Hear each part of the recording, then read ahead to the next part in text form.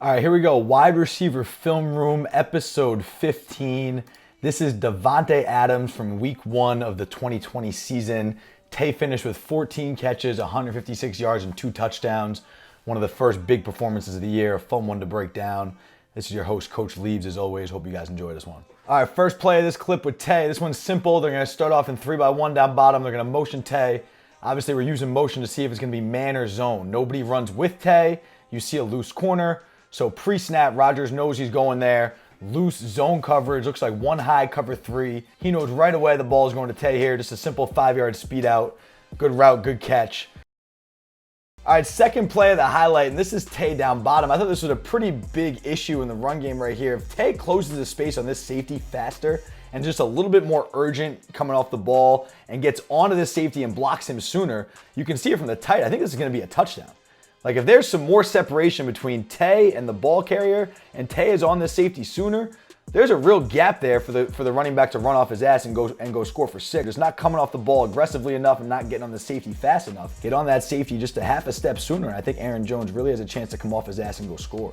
In a similar breath now, here's a screen play in the red zone. Tay's up top, and this is a play where he could take the play off, presumably if he wanted to, but he does what I always love, and he steals a release in the red zone and then gets his guy blocked from the end zone. I call this the tilt technique. Anytime it's a run player, in this case a screen play, rather than just taking the play off and resting your body, steal a release, gain information on how to beat the DB, keep the DB in oh shit mode, and then now once you get him defending the pass, can block him and finish your job. Really good job of tilt technique here by Tay. And all these extra reps of stealing releases, gaining information, that's going to help him throughout this game. All right, here's Tay down bottom here. Big time play, and he just kept this really simple. And something Tay told me once via text, he said, simple, not easy, a way he was describing his game. And that's how he likes to keep it, right? He doesn't do anything complicated here, but that doesn't mean it's easy. And this is just a great example of the old expression, DBs don't exist, right? He's playing a rookie corner. The guy's playing off coverage, giving him a lot of space. This is just routes on air. DBs don't exist. You don't even need to adjust anything. As long as your body language doesn't give anything away, you know where you're going and he doesn't. And that's what Tay does here. He just runs a straight up dig route. He doesn't change anything he's doing, and he acts like the DB's not even there. Runs right through him, gets on his toes, and just breaks inside. And I think the one thing he uses is contact creates separation, right? Because when the DB is trying to collision you, what does he often do? He stops his feet. So if you can run right on him, get on his toes, and kind of match his physicality, you can use that contact to create separation. And Tay literally just acts like the DB doesn't exist here. He pushes through his depth, he's running his route, and he breaks off when he's supposed to. DB tries to collision him at the top, he matches his physicality, use contact to create separation, break inside, finish friendly, catch the ball with full extension. All right, another simple thing Tay does here is he just catches the ball out front with full extension, and he maintains that separation to catch point. Just makes a good, tough catch. Keep it simple. Don't try and do too much. Simple, not easy. All right, here's Tay up top here. Another speed out. This one's a 10-yard speed out. Again, versus loose coverage, this is too easy. All right, it's stealing. All Tay has to do is sell fade with his body language, which he does a good job of. Don't give anything away with his body language. Don't give the DB a reason to jump it. Make him defend vertical. And you can see the way the DB reacts here. He's trying to see the quarterback and to get a feel for Tay's body language. Tay maintains the same speed through his route, and right when he gets to the top, the DB pushes off and Tay has room to break out on the speed cut. On these speed cuts versus loose coverage, everything's a fade until it's not is crucial. Just sell vertical with your body language. It's a timing route. Run the route smooth, and the quarterback will hit you on time. Good route, good catch. This is simple here. Again, though, you can see what I'm talking about with his arms and the speed cut. It doesn't kill him on this one. There's one later on where I do feel like it hurts him a little bit. Just, you should be using your arms to power through the cut. I feel like Tays are going a little bit dead here. Now, he knows how to run his routes better than I do. This is just me as a coach, just assessing what we like as an ideal route runner. I feel like Tay could use his arms a little bit more to power through this cut. But the biggest thing that helps him to win, it's his tempo, it's his body language not giving anything away, and it's being on time to where he's open where the quarterback expects him to be when he's expected to be there. Speed outs are all about timing, all about not giving anything away with your body language. As long as the DB is going to play loose coverage, this is routes on air. All right, here's Tay in the slot here, number 3 down bottom. This is just typical Tay Adams. All right, Davante's a natural basketball player, and here's a little juke route where the Packers are just letting him play basketball against a middle linebacker. Get up on him, get on his toes, attack him head on, give your best open field crossover, and that's just vintage Tay Adams, and there's no one that can defend that in the league, especially someone who weighs 260 pounds and plays middle linebacker for a reason. So really good job by the Packers getting him in a favorable matchup, and just a good job allowing Tay to be Tay. Give him the entire middle of the field to work. This is no different than what you see in the NBA when a star guard will run a pick and roll to get himself matched up on a big guy, right? And then when you have this favorable matchup, what happens? The rest of the team clears out, and they allow their star player to go one-on-one against the defender that he should beat 10 out of 10 times. That's exactly what the Packers are doing here for Davante Adams. Clear it out, let him go one-on-one against a middle linebacker, trust him to win, get him the rock. Good play overall, vintage Tay Adams right there, just playing basketball. Here's Tay in motion, going into the bunch. He's going to run a bubble screen. 2 good blocks up top by the receivers. Tay does a good job. You want to push this to the edge and try and capture the edge until someone cuts you off. So he's a good job taking this wide, run away from all the big bodies inside. You don't want to cut up back in there. Just keep it outside until someone cuts you off. All right, Lazard ends up losing his leverage right at the end, and then Tay has to cut it up. But a good 9-yard gain. Real simple play here. Pretty much free yardage versus look. One thing I want to say about Lazard, you just want to really try and keep a wide base here. It's hard when you got this much space to cover, but see Lazard, watch his feet come together, right? And that's when he loses his base and the DB can throw him aside. All right, as opposed to MVS 83 up top, he does a better job keeping that wide frame, that wide base. And the wider your feet are on contact, the more you can sustain that block and you won't get ragdolled. So I think one thing Lazard could have done there is just keep a wider base as he's running his feet, and he probably has a better job sustaining that block. All right, here's one in the red zone, 4th and goal. The Packers spread it out a little bit, and they're going to trust their best player at the 1-yard line.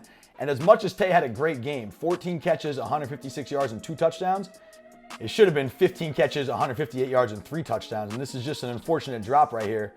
Rodgers actually puts it in a good place. You want to throw these balls low in the red zone where no one else can get them. Make Tay go down and get it where nobody else can. And you know, this is one he definitely wishes that he could have back, a catch that he normally makes. Luckily, he does make up for it for his team later on. All right, here's Tay up top. Another thing I love. It's a run play, and he's stealing a release. Again, rather than just taking the play off, all right, give the defender a good release, keep him in oh shit mode, gain information on how you can beat him later on. I think this rep is just strictly keeping the DB in oh shit mode. You've got 4 or 5 catches already. You know you're playing some young DBs who are nervous to match up against Tay Adams for the first time ever, right? So keep them on their heels. Keep that uncomfortable feeling in their gut. Keep them guessing, keep them chasing you. Don't give them a moment to relax, even on a run play. I think that's all Tay Adams is doing here. He's getting on their toes, giving them that release, and just keeping them in oh shit mode where they're constantly chasing him. Really good job maintaining that energy and keeping that tone set throughout the game, even during the run play. Steal a release. And now the very next play, you can see that he's kept them in oh shit mode. Now here it's just a simple under route, but you can see the little patient release off the ball, gets the DB to back off and panic, and now Tay has all kinds of space underneath. He's got this clean under route running free, breaks 1 tackle, and it's a 20-yard gain on a 4-yard throw. Like that, those are the type of things you need from your star players. Again, simple, not easy. Keep it simple, make it look easy, but it doesn't mean it is easy. He's allowing himself to have this much separation on a 5-yard route because he sets it up throughout the game. He's constantly keeping the DBs in chase mode, he's constantly keeping them in oh shit mode, and he's constantly staying 1 step ahead of them with his plan so that they're always guessing. All right, Tay down bottom again. They're going to run the bubble screen on 3rd and 4. This time he's the outside receiver. Rather than coming from the number 3 receiver, he catches this one as the outside receiver. And now he's got to get right behind his blockers and pierce and try and get this first down. Ends up coming up short here. You wish you could have broken that tackle and found a way to get another yard. But again, you really got to rely on those blockers up front and try and have the numbers advantage in that play.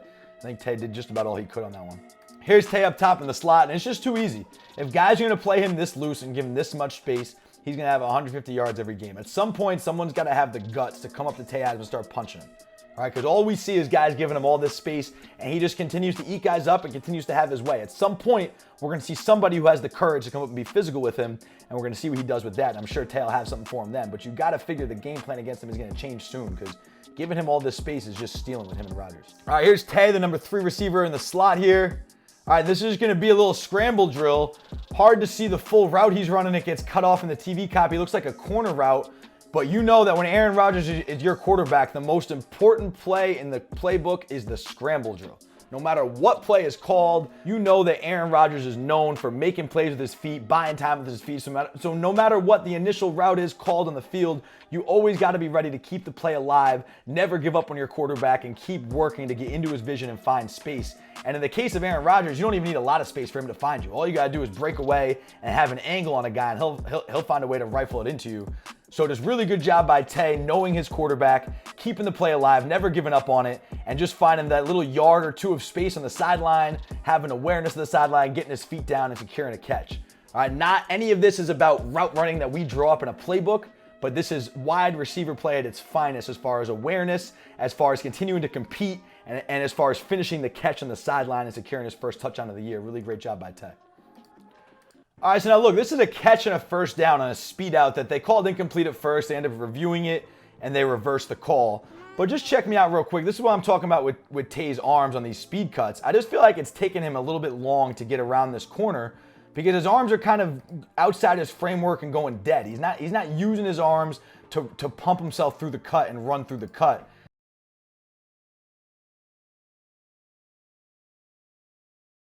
You can see it here on the TV copy. Really good job with his body language, keeping his stride open, head up. Everything about his body language is selling vertical. It's something Tay does a great job of. There are no indicators telling the DB that he's going to break, and that's why he had separation here, because he maintains the same speed. His body language screams vertical. Now the DB pushes off right at the last second, and even though it's not Tay's best speed cut, he can still round the corner and make the catch for a first down because of his body language. Okay, but then just watch his arms. See his arms going dead? That left inside arm needs to punch his elbow back to pull himself around the cut. And I think he can get around this much friendlier. All in all, this is nitpicky because Tay runs his route, he executes his job, he catches the ball for a first down and keeps the chains moving. But just some little mechanical things I'd love to see him clean up so they don't become an issue down the road. This is one of my favorite plays of the day. Again, it's simple, loose coverage, but just the first time we saw him run a stop route all year. Okay, loose coverage, stop route. Watch how the DB plays him, right? He's not looking at the quarterback. He man turns. He's staring at the receiver. So what does that mean? That the only way you lose is if you give the DB a reason to jump it. And if you sell vertical with your pad level and you're efficient in the break area, you know where you're going and he doesn't, and there's no way the DB can make this play. And that's what Tay Adams does here. Everything's a fade until it's not. Don't give any indicators away with your body language, and a smooth three-step break point, snap 1-2. And now the best part about this whole play is Tay doesn't wait for the ball to come to him. He circles back. And just see this one little step at the end where he attacks the football. Rather than waiting the ball to get to him, he attacks the ball and goes to meet the ball. And that's how he beats the DB to the spot right there. It's something slight. It's something little. But a lot of guys would expect this ball to be on time and to sit here and wait for it. And that's when the DB drills you in the back and ends up being an incomplete pass. Tay does a good job of sticking that foot in the ground. He's ready to go attack the ball, and he beats the DB to the spot. Circle back, go attack it right at the end and secure the catch. Really great, fundamentally sound route here by Tay. Again, simple, not easy. Now we're in the second half. 3rd and 6, 7 minutes left in the third quarter. Just something interesting down bottom here. Look what the Vikings did to switch up their plans. It's the first time I've seen someone be physical with Tay in this game. Rather than just let him run free with all this loose coverage, they played cover 2 over the top of him on 3rd down. All right, you can see number 22, the safety, he's over the top. You got a hard press corner who's going to jump jam him right at the line. First time we'd seen this look, and I'm telling you, this has got to be the scouting report on Tay. Otherwise, you're going to let the guy run wide open and run free all game. Now he needs his teammates to help him out and make this catch. Anytime a receiver is demanding double coverage like this, right? They have to play cloud coverage to his side, put a corner and a safety to his side. Even if he doesn't touch the football, he's still controlling the game. Anytime you need 2 guys to take care of 1 guy, you are controlling the game and your buddy should be open. In this case, MVS is open, just drops the ball, but you can see how a great receiver can dominate the game even without the ball in his hands. He's requiring the attention of 2 guys that we just got to make the play here and convert. Here's Tay up top here in the slot. Here's a stick route. Really good job running this stick route versus cover 2. First of all, before the ball is snapped, identifying our coverage triangle. Okay, we got this linebacker with slightly inside leverage, a low outside leverage corner, and this safety who's starting to get more and more width before the ball is snapped. Everything about this tells you that's cover 2. Okay, when you're running a stick route versus 2, you're not necessarily worried about the linebacker over you because he's a hook to curl player, so you know that he's going to jump inside. What you don't want to do is break out too fast and get yourself killed by the corner who's looking to take your head off. So you got to give a good patient hip shift to freeze the linebacker inside, but also to give yourself time to break out. You don't want to come running out of this too fast. You got to settle in that zone right between the linebacker and the corner. Really good stick route versus 2 here by Adams, and even better job by Rodgers throwing him low and downhill to save himself from a big hit. All right, both guys on the same page here. Both guys understand the coverage. It's a simple 3 or 4 yard gain, but A, you're saving yourself a headache, but most importantly, you're gaining positive yards and staying ahead of the sticks. All right, here we go. Tay on the goal line again now. A chance to redeem himself and get in the end zone and make up for the one he dropped earlier.